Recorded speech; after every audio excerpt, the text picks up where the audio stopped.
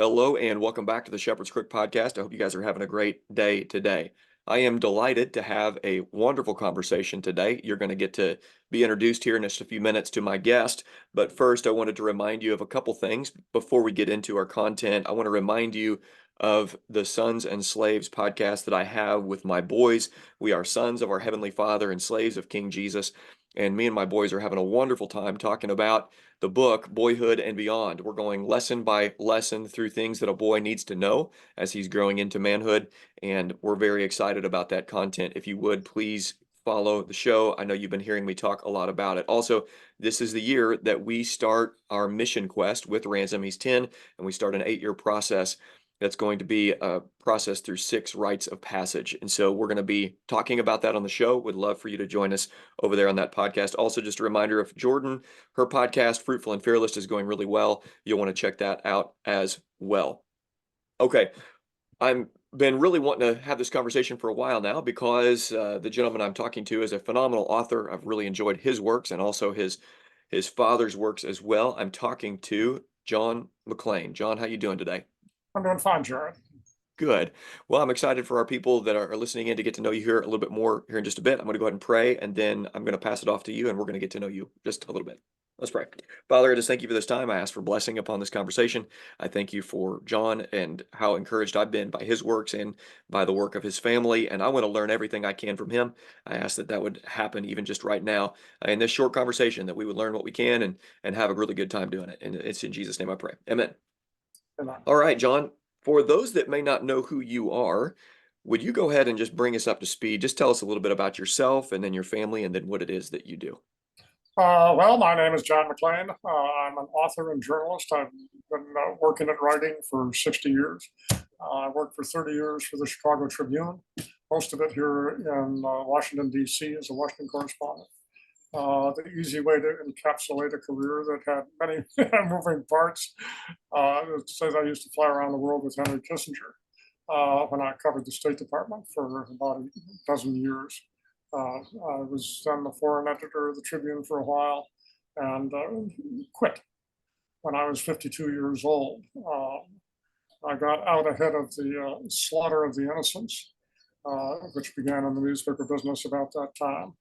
They were throwing people with Pulitzer Prizes out the front door. Wow. Anyway, for the last 30 years, I have been writing books and articles and whatever I can put my fingers to. I've written 7 books, depending on how you want to count them. And the initial ones, initial 5, were about wildland fire, which was a subject my father broke the ground on with his book, Young Men on Fire. Subsequent to that, I've written a couple of books about fishing and family, which is also his subject. But so it goes. We have the same genes. Yeah. I'm now older than I was, but I'm still finding things to do in the way of journalism and writing. Some of it can be pretty interesting. I'm trying to put together a story now about the rewards of fly fishing in late life. And I have a lot of friends who are in that position and asking them about their experiences. And it's been a lot of fun to have those conversations. That's wonderful. One of the things I admire about you and your father is vigor and work ethic into the later stages of life. Now, I don't want to say late stages of life. I'll say later stages, but I really appreciated and admired that work ethic that continues on. I am curious about the transition from your work in Washington, D.C. with the Tribune and at age 52 is a significant and kind of a scary time to switch careers, especially going into writing books. You don't know how that's going to turn out. And what was that process like for you? Because, I'm 40. A lot of guys are in a stage when they're late 30s, early 40s, where they're middle management or an upper management, but trying to figure out what they want to do for the next 20 to 25 years of actual, work, formal work. But you make this transition at 52. What was that like in that process of moving from one career into kind of a parallel career, but a new career nonetheless? That was scary. You got that right. I looked around. I've been at the Tribune for 30 years. And I'd run it out. It was time to leave. And my father's book, Young Men on Fire, had come out after it was published posthumously, come out after he died. And I had things to do with that. Initially, the decision that my sister Jean and I made whether to publish it at all. And that may seem like a no-brainer today, but it was not at the time, I'll tell you. There was a real question because he hadn't finished it to his liking. It had an ending, but it was not the book that he would have let go to a publisher had he been in complete command of all his faculties. So Fire came along in 1994 that was very similar to the one my father had written about, the South Canyon Fire on Storm King Mountain in west central Colorado, killed 14 firefighters. And for the first time since the Man Gulch Fire in 1949, which was the subject of my father's book, Young Men on Fire, smoke jumpers had been killed on a fire.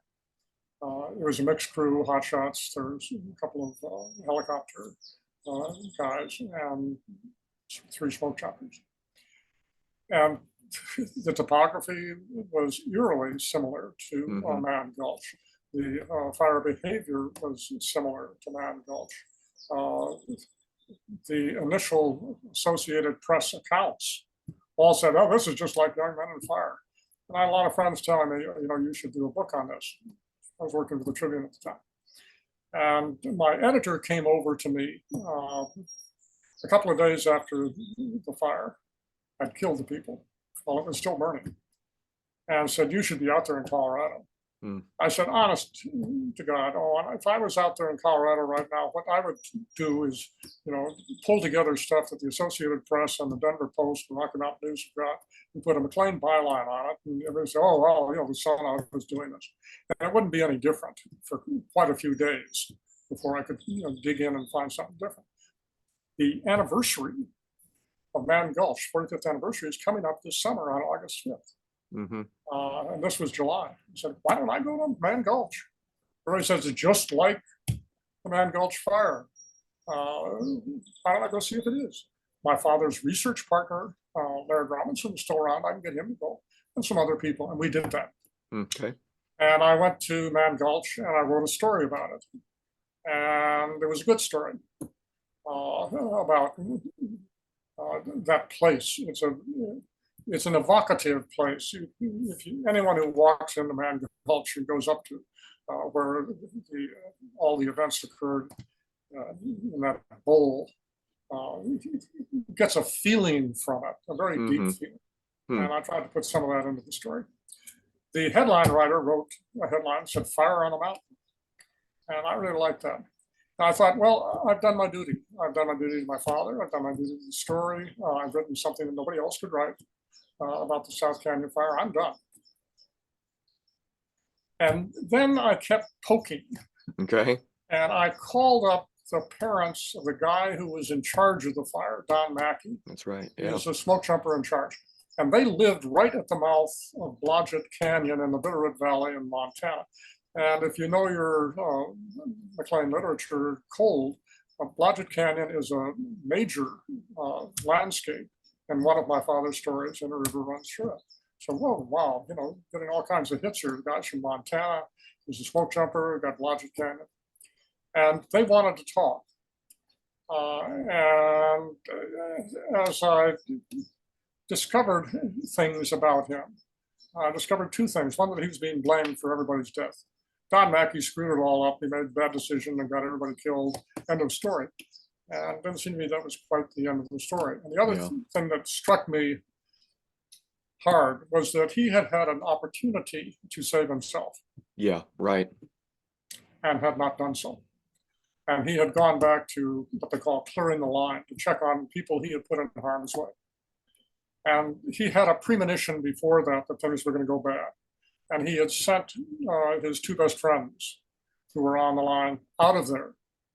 So you go back and check along the line, see that everything's okay. It wasn't articulated. I don't think he articulated it to himself, but he knew that things were going bad. He got his friends out of there to safety. He did not get himself out of there to safety. Yeah. He was standing at a specific place where he made that choice, and he had sent 8 of his colleagues, his smoke jumper friends, up the ridge to safety, and they made it, and Hmm. they expected him to follow, and then he, instead of following them, went down the line to get the people who were on that line to make sure they got out, and he died with them. And it Hmm. seemed to me that this was a remarkable act of character. As somebody who would do that maybe should be looked at a little more carefully than the official accounts were, and that all the easy conclusions right after the fire, it's all his fault. Yeah. So that got me into it, and by the next spring, I had quit the Tribune and gotten a book contract and was on my way to do a story about the South Canyon fire. Yeah. Well, I admire you for that hard call, and you did a fine job. In fact, I have right in front of me Young Men in Fire, and I have Fire on the Mountain right here. And compelling works. And I love that about Don Mackey because Don Mackey, you get to the end of the book and you realize this is a young man of courage and honor.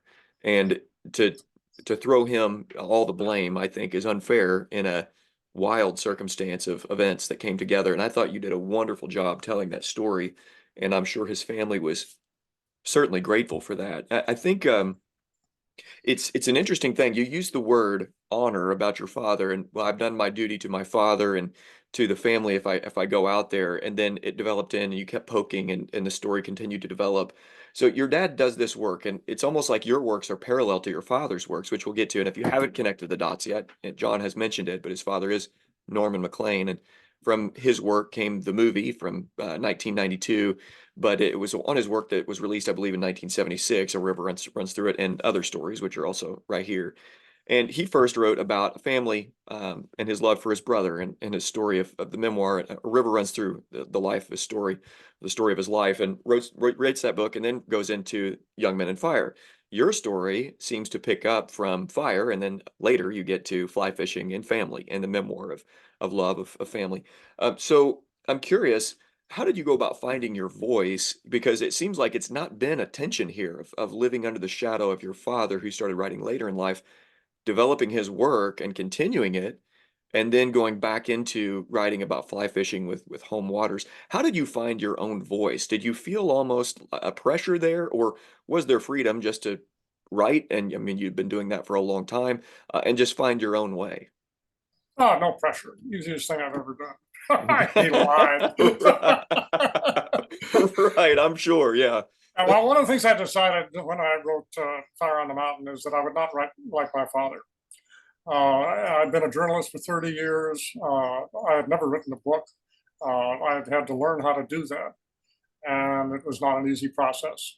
I had a wonderful editor. I've been gifted to have some great editors who have helped me an awful lot. And he taught me how to write a book. But the style, he kept saying, you ought to open it up a little more. You ought to open it up a little more. I said, no, I'm not going to do that for a couple of reasons. One is this is a different kind of book. I mean, I'm not going back a quarter of a century to mythologize a fire, which is what my father did. I'm dealing with a contemporary event, Hmm. and I'm going to dig out stuff about it that nobody else knows and take a point of view that is contrary to the common viewpoint on this. And it's going to cause a lot of trouble. And I'm going to do it hard and fast the way I do things. Hmm. And so I did that. And it's a somewhat constricted style. I acknowledge that, but it worked. Hmm. It worked for that story. By the time you get to Home Waters, which is much later, 25 years later, I've got a much looser style, much more creative, but it's a different kind of thing. Then you get into the mythology side. Fire on the Mountain was journalism, Hmm. and deliberately so to make it look different from Young Men on Fire. Yeah. That said, this year is the 75th anniversary of the Man Gulch Fire, my father's fire. And I'm going to be giving the keynote talk on August 5th in Helena, Montana. So I That's haven't run away special. from this thing. Yeah. I've been part of it, and I accept that and have worked at it. But I've done it in different ways at different times. And there has Hmm. been a general evolution over the last 25 years. Yeah. Uh, Yeah, very interesting. And I think the differences of those two books are come out in your writing style with the Fire on the Mountain book and with Young Men and Fire. One of the interesting things about Young Men and Fire to me is you can see your father's chasing of the story through the entire book. That was one of the things that was to me what was so interesting is you can feel him reaching and searching through the entire book, and he did find it, but a part of the whole unfolding of that book is him searching and finding the story within the story. And I thought that was really compelling. Yours was a page turner. I couldn't put it down, and it was there was a different flair to it, but it was a very, very fine book and very much enjoyed it. Now, okay, you have developed as 25 years of publishing now. Home Waters, I described, I don't know if this is a fair way to describe your work, as parallel to your father's. It's not trying to be your Oh, that's father, but fair. it does seem to That be is fair. parallel. Yeah. Okay.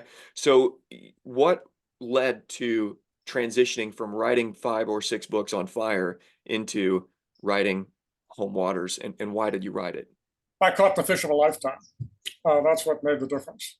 I grew up fishing on the Blackfoot River and, dreaming in the off season about it, and uh, knowing that the big rainbow trout was out there somewhere and never catching it. I would hook it on an occasional summer and lose it. Uh, the fishing in those days wasn't like it is now. I went out last fall and fished a couple of days with a group, American Rivers. And we had four fisher guys in 2 boats on 2 days. And all of us caught at least a 17-inch fish Wow. on those days. And the fishing was lousy last year. Um, that wasn't what it was like when I was a kid. The whole summer would go by and we wouldn't see 16-inch fish. So I was fishing on a hole that is in a river runs through it. It is the only hole that is absolutely identifiable as a locale from a river runs through it. It's called the Hmm. Muchmore Hole. Yeah. And through a whole set of odd circumstances, a friend of mine from Chicago bought a ranch that borders the Muchmore Hole. It's very hard to get to. And he lets me fish it. So he and I were down there one day, and I was kind of almost practice casting and tied into this enormous rainbow trout, Wow. which had a head like a salmon. People don't believe it, but I've got a picture. Incredible. And it's the biggest rainbow trout I have ever seen on the Blackfoot. I have caught bigger fish on the Blackfoot, Okay. bull trout, and in that hole. But this fish was about 27, close to 28 inches, somewhere in there. And as I say, he had this enormous head on it. And I nearly lost him several times. We couldn't get him in the net. He was too big to get in a landing net. And my partner, the owner of the ranch, was trying to get him in and couldn't do it. He said, I said, what the hell are you doing? You're beating that fish to death. He's going to get off. He said, no, no, John. He said, he's too big. I can't get him in here. And we finally wore the fish out and landed him, took his picture and got him back, and he was in good shape. It was a Good. good, solid catch and release. Awesome. When he left in a boom flurry. And I went over and sat on a log and thought, I've been looking for this all my life. I'm not young. This has been a quest of decades and decades and decades. And I just thought that for a long time. Hmm. Later, my friend asked me, he said, would you write this story for my anglers group in Chicago? So I wrote a little squib for them, and somebody read that and said, you ought to write a story about this. Why don't you try it for Big Sky magazine? Hmm. And they'll pay you. Oh, well, yes. I mean, that's how I Okay. make a living. And so I did. And 2 years after that, another fine editor was in Montana on vacation, picked up an old tattered copy of Big Sky magazine. There was a story, and he called me up and he said, how would you like to write a book on this? I said, well, frankly, I wouldn't. He said, I've gone on in my fire writing career, spending a lot of time establishing a separate identity from my father. Hmm. And I've done that successfully. Yeah. And people know what I do, and it's different from what my dad did, and it's good. here I am going to write about fly fishing on the Blackfoot River, which is couldn't be closer as we talk about parallel universes. And I started to think about it and talked to the editor, Peter Hubbard, and saw the things that I could bring into that story that I really wanted to write about. And I started writing it, and it felt wonderful. Mm-hmm. For one thing, I have been writing about fatal wildland fires for 25 years, and deserving, fine young people being burned to death, and talking about this with their parents afterward, and spending time with their friends, and thinking about it. And I had at the beginning, I called it the well of sadness. Yeah, it's heavy. Yeah, I mean, it was heavy. And here all of a sudden was something that was loving and wonderful to write about, and a success story. And so that's how the book got done. And I kept pulling more things into it. People say, oh, an awful lot of different stuff in here. Yeah, there are. But it's all the same river. It's all the same family. It's all the same place. Mm-hmm. And if that book has one great merit, it establishes a real sense of place. It gives you a lot of background. It does. And it's a phenomenal book. I actually have that right here in front of me. So I reread A River Runs Through It last week. And then over the last 2 days, reread this. I finished it yesterday, or last 3 days, and reread it again. Very much enjoyed it. And it is more than a hodgepodge. There are connecting points there. And it's a wonderful book. And for those that are looking for something to read or wanting to just go buy it. It's Home Waters, John Maclean, and with the lowercase L. We don't want to confuse him with the lowlander Scottish Macleans, as his grandfather was quick to say. But it's a wonderful book. You want to check it out for sure. So in this book, you do have a chapter called Paul, which was something your father would say, and you talk about this in the book. And one of the things that, as we kind of transition to talk a little bit about your father's work, that has seemed to carry on in your work, and it's here in Home Waters, is this love of family. And we live in this interesting time where it seems like everybody is against one another, everybody is fighting one another, and just reading about familial love and a love for a place is a refreshing thing to take in. I thoroughly enjoyed it because of that factor.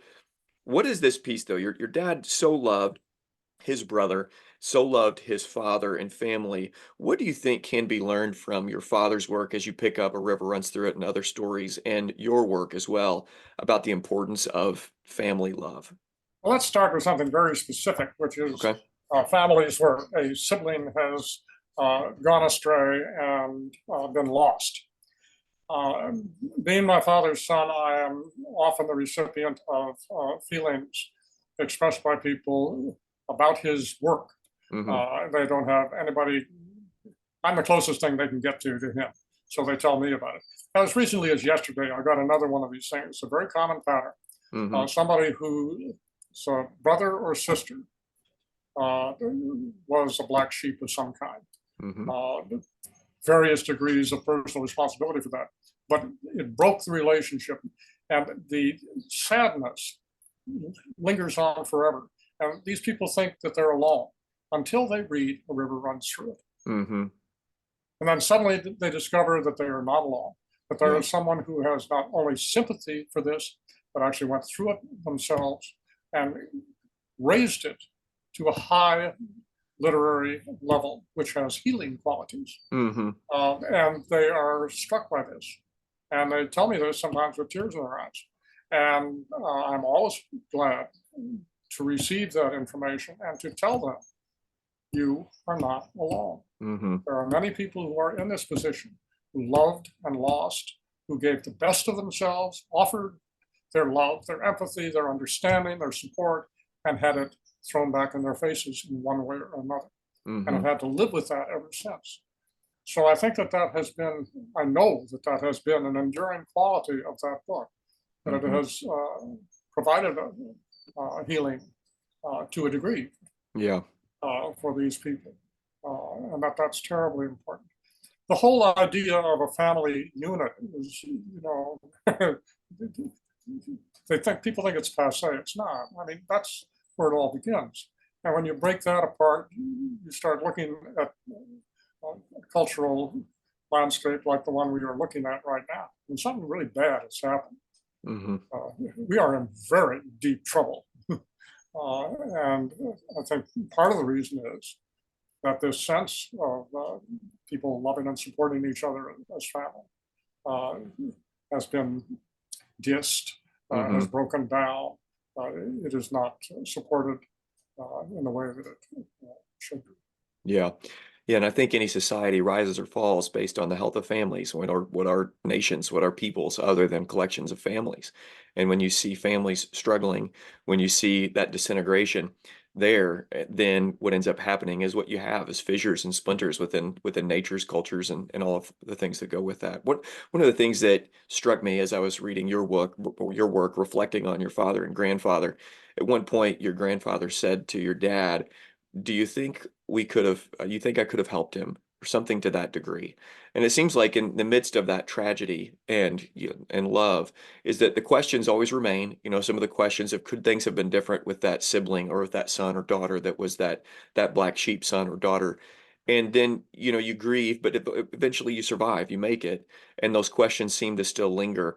And it's weird to have both comfort in one hand of things can't be changed, things can't be undone, and then reading A River Runs Through It, and then bubbling to the surface are people that that are similar to Paul, and yet loving them so much that you want to help and not being able to. And so there's just so many pieces that are personal for so many. And I can imagine, just like that conversation you had yesterday, those conversations are going to continue to come uh, just because it is so personal um, Absolutely. for for people.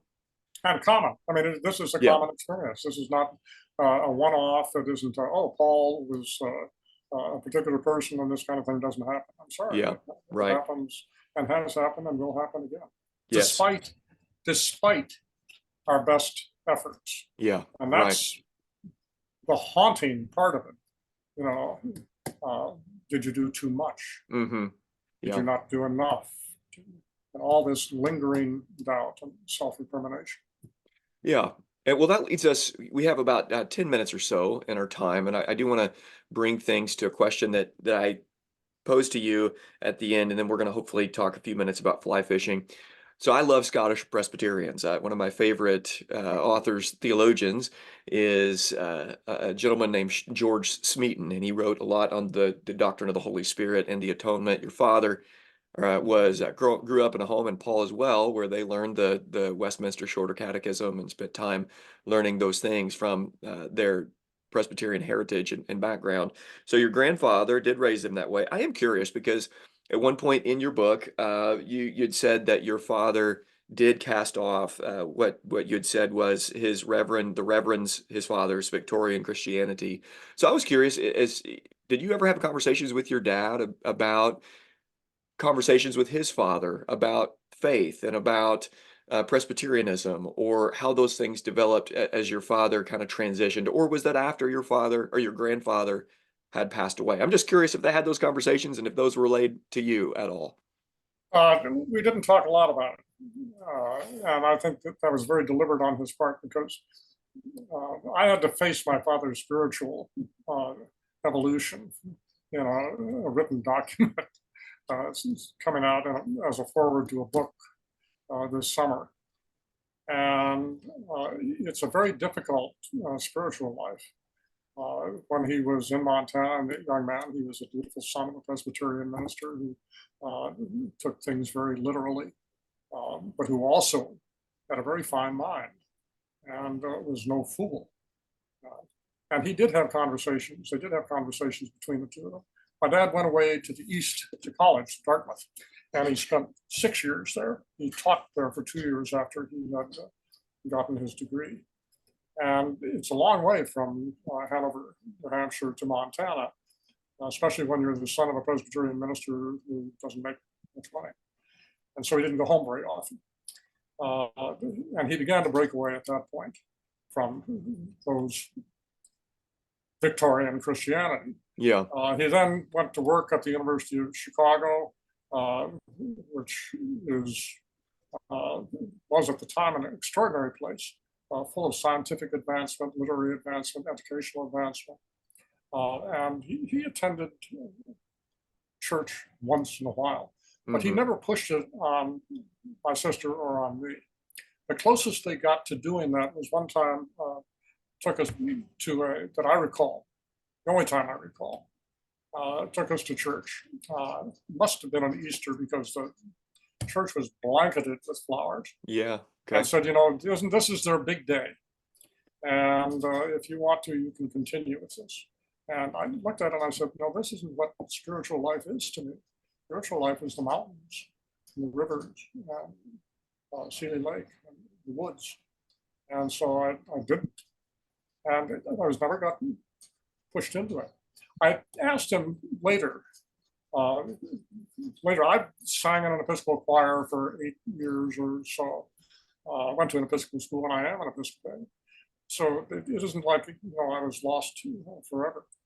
But we never had deep, abiding conversations about that kind of thing. He was Mm-hmm. very unhappy that I became an Episcopalian. Oh, okay. Yeah, I mean, you joined the English Church, Mm-hmm. uh, but it was on tribal grounds. Mm-hmm. Uh, so he had really three stages of his spiritual life. One, the dutiful son. Secondly, the breaking away and becoming a secularist. And finally, anybody who's read A River Runs Through It knows that this man had a deep spiritual life. Right. It was not something that you can categorize all that well.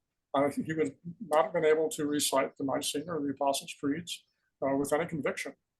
But to deny him an ardent connection to the eternal, to God, is just simply wrong.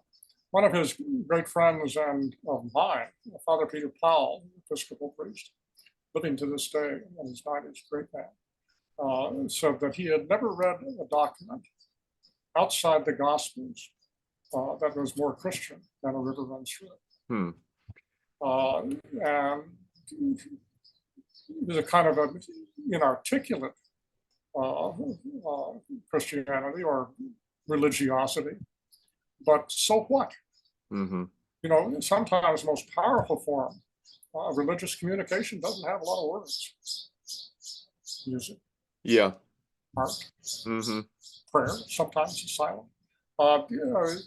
And when he got to write about his brother and the things that were deepest in him, he suddenly couldn't be this easy secularist. Mm-hmm.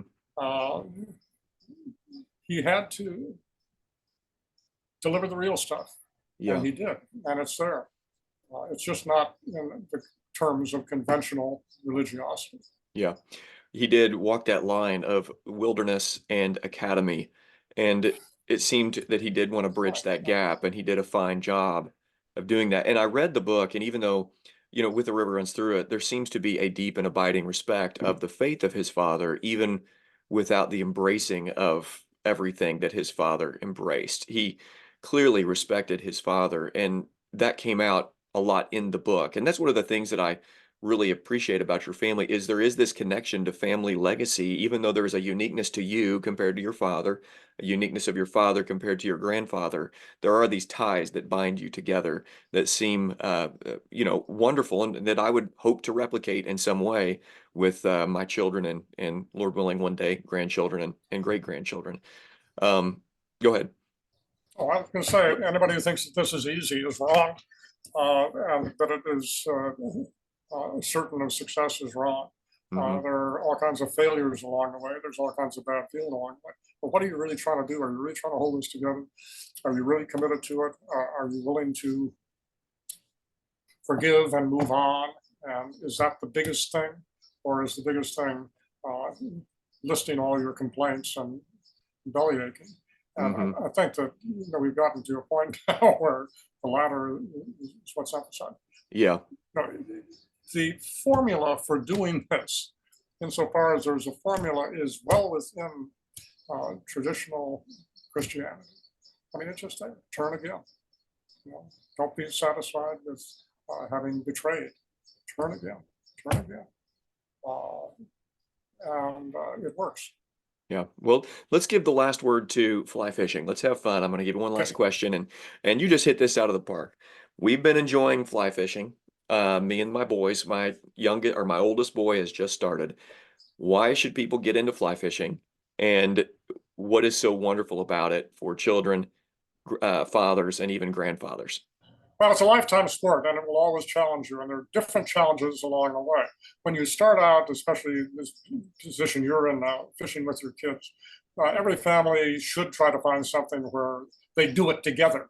And what better thing to do together than to get in the outdoors, get into a river, both in the same water, the water that passes by your legs then goes around the legs of your sons.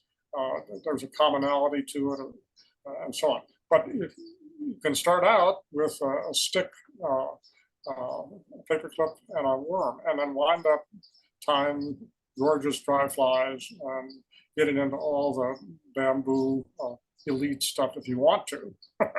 Yeah. uh, it can soak up all your money. That's a good place to put money. Right. Right. How many rods do you really need? But Yeah. as I said, I'm working right now on a story about what are the rewards of fly fishing late in life. I mean, I can't wade the way I used to. I can't do it the way I used to, even when I was 70. I'm pretty good when I was 70. I'm not bad now. But it's a different sport. And as I talk to my older friends about this, I get all these wonderful stories. Uh, Drift boats come along, a carrying guide who knows what they're doing can take care of you, get you out there wading where you couldn't go before. One thing I do is I know some water well enough to know how to fish it alone. Hmm.